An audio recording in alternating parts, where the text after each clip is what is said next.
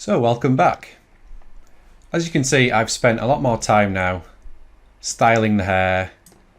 I've also reworked the eyelashes just so that the left side works a lot better. Now, as I said before, the right side of the head, looking from where the point I'm rendering from, you don't see the right side of the head, or the back here. So I've not spent any time trying to clean that up.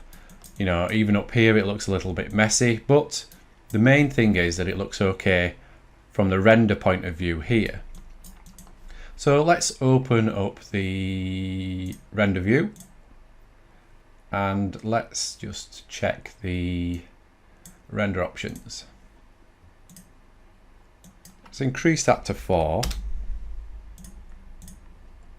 for now, just so we get a little bit of a crisper view. So let's see how she's looking. And at the moment, this is the basic shader that is applied when you create your description.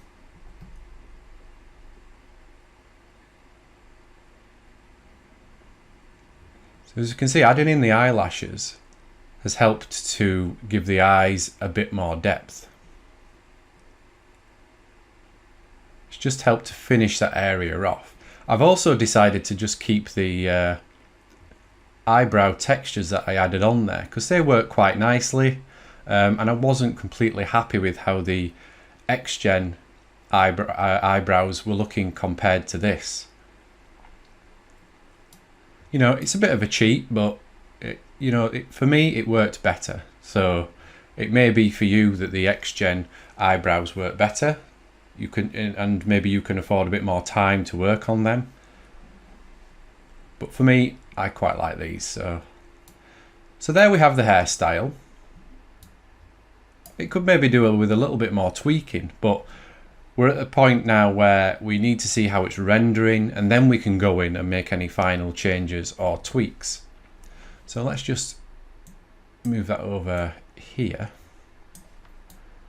So as I said, we've got the basic shader on there now, and it just doesn't look right. It's too glossy. The hair, there's just lots about it that doesn't look right. And if we compare it back with our concept image, the colour's not right either. But what I'm going to do is instead, I'm going to replace the shader. So let's just go to Hypershade. What I'm going to do this time is, actually I'll stop that so it doesn't keep updating. Now before we used a AI standard surface shader. This time I'm going to use an AI standard hair. So we've got that there. Let's just get rid of that and that. So we've got our standard shader here. Let's just change that to AI hair. Like so. And I've also put all the hair in a nice group here. Now I'm not going to do the eyelashes, so I'm just going to apply that directly to those descriptions, and we can see in the viewport that changed. Just open that up in the attribute editor. Let's see how that looks with the default values.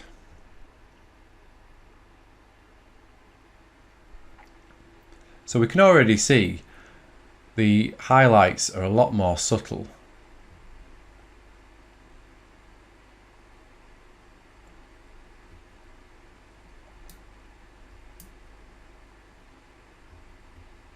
And we could just isolate the hair just so we're only looking at that.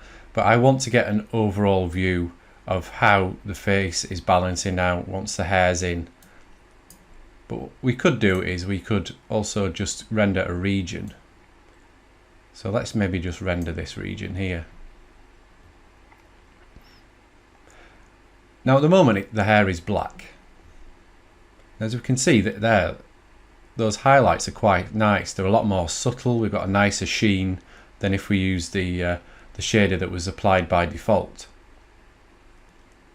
Now just like the skin, the hair shader has some presets. Now it's probably going off the side of the video, but it's the same as with the others. We can just use replace. You know, we could change it to auburn. Let's see that update.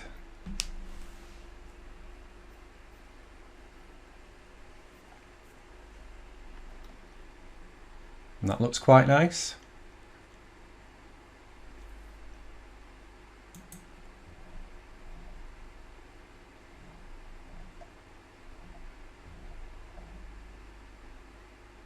You know, there's lots of other options. Black, could even try blonde.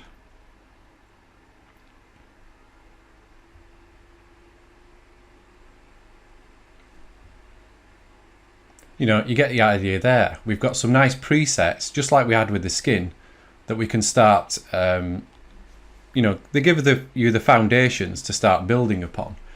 So for ours, let's try dark brown as our starting point.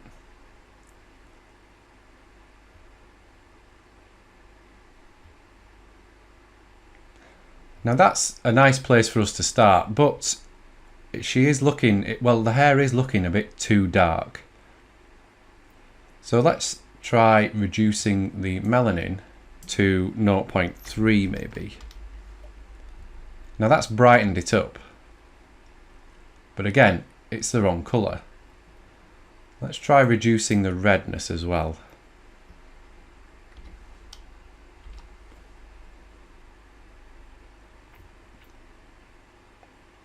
So again, it's still the wrong sort of colour, but what we can do, I mean, it's too bright, so let's change the base colour. Let's drop this down to make that darker.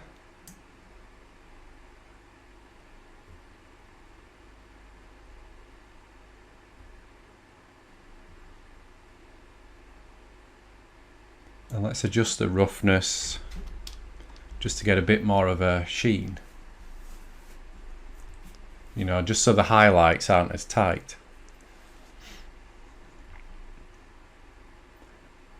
And all I'm going to do for now is I'm just going to play around with these values. So again, it's a little bit too...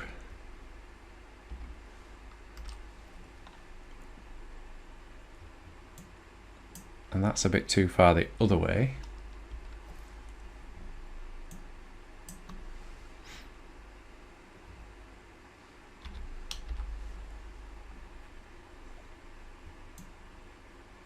Reduce that base colour right down because we need the hair to be darker.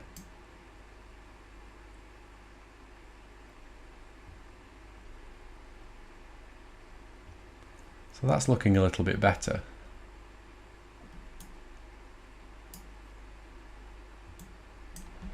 Let's maybe reduce that to 2, get rid of a bit more of the brownness. Well, that's brightened it up a bit. Let's increase that to 4. Okay, so that's a bit darker.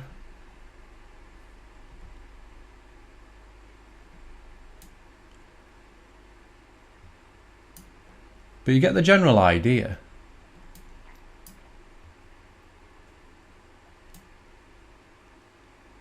See, that's looking a lot nicer already. So we can just continue to tweak these few values here just to get the exact look that we want. So that's the hair. Now we also want to, this is currently rendering, and towards the end of the hair we're not getting any sort of fading. There's no opacity in there. Now it's probably not going to have a good opportunity to show it because this is quite dark. So what we'll maybe do is let's jump onto the eyelashes. And we can start to work on those.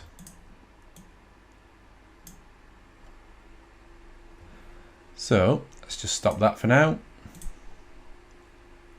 Rendering editors, hypershade. So I'm going to create another standard hair material.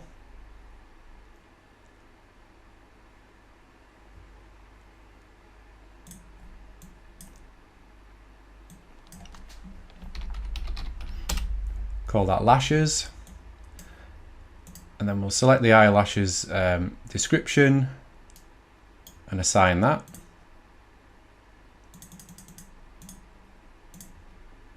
And we'll just use black for now.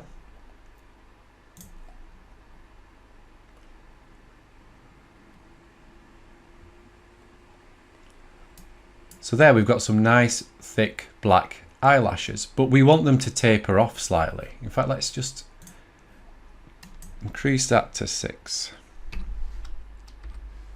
just so we can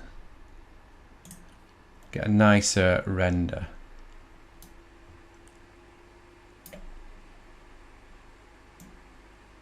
And just close that window slightly. Just let that update.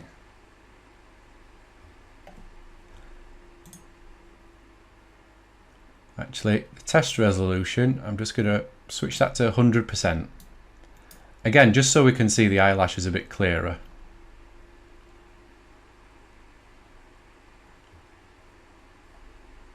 It's going to take a little bit longer to render.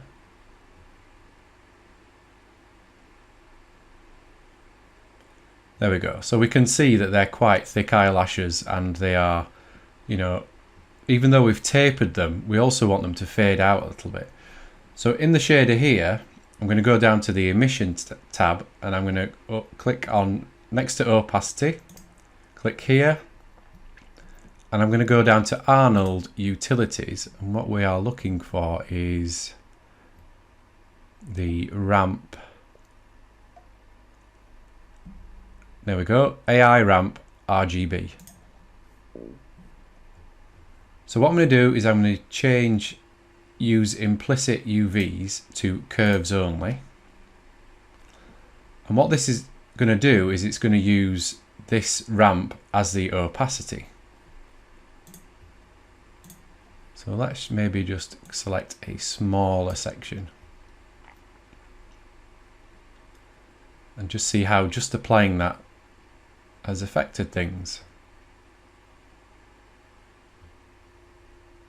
So we can see here it's got a little bit softer towards the end. Maybe what we want it to do instead is we want it to start fading from halfway up rather than from the beginning. So we can adjust the ramp here, and we'll maybe make it smooth instead.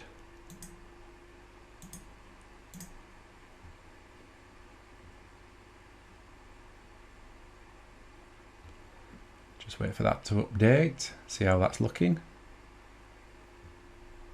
So that's looking better, although it's still a little soft. Although actually, let's just try swapping those around.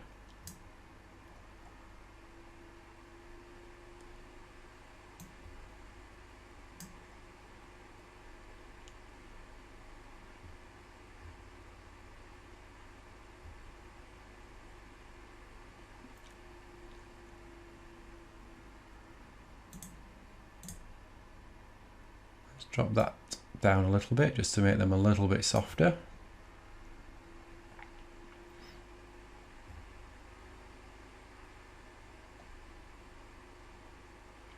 So that looks better. We've got much softer eyelashes, you know, and they fade out towards the ends.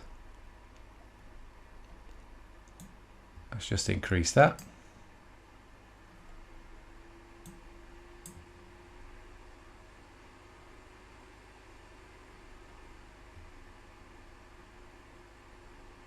Just wait for it to update.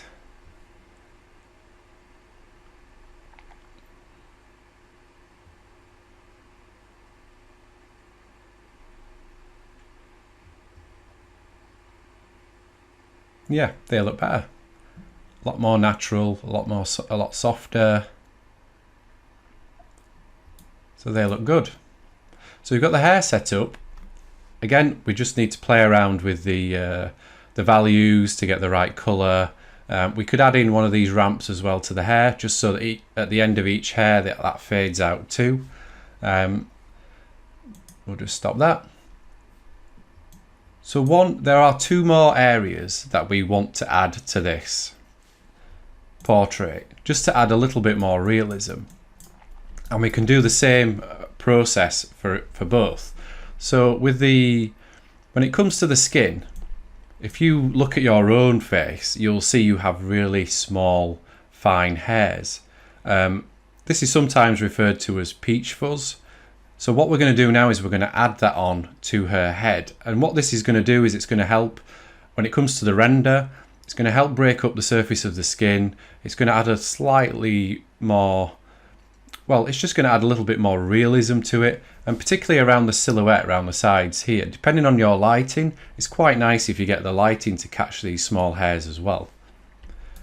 And all we need to do with this, I'm just going to isolate this. We're just going to use exactly the same tools that we've been using before. So what I'm going to do is, I don't want any on the lips, and I don't want any of these hairs on the inside of the nostrils or around the eyes.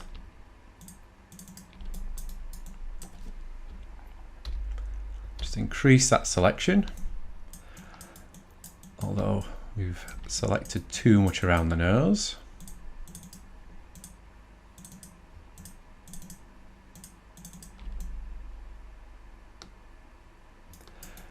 Now you could go a step further and make sure that you're not selecting, or select an area on the scalp, because obviously that's under the hair. But for now, this will do just for the demonstration. So we've selected the lips and around the eyes, and I'm just going to hold down Shift and invert that selection. I'm then just going to go to Generate, create interactive groom splines again, and we'll just call this Peach Fuzz.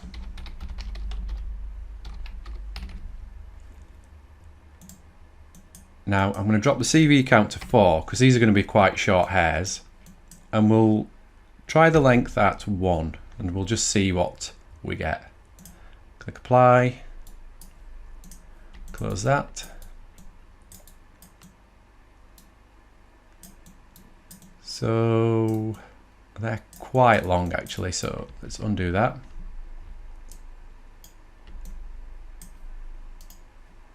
Delete that Peach Fuzz.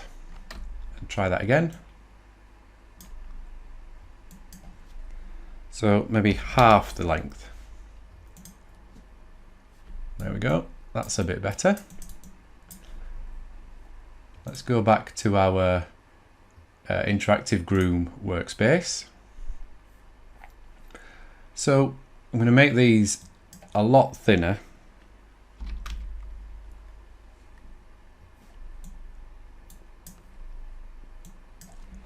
0.5, and we want them to taper as well. Now these are going to be quite subtle, so they're about right. What I'm going to do is I'm going to add a noise modifier. That's just going to add a bit of variety to each hair, as you can see. And we can adjust these to get a bit more variety in there if we need to. I'll maybe just set that to 2.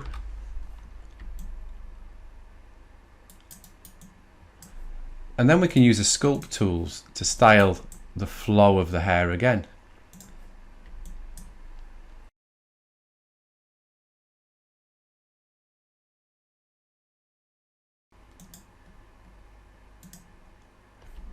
Okay, I'm not sure why that's not updating, but you know, you can just use the same tools that we did with the hair. Use a comb brush just to adjust the flow of the hair. Use a length tool to make the upper lip Peach Fuzz a little bit longer.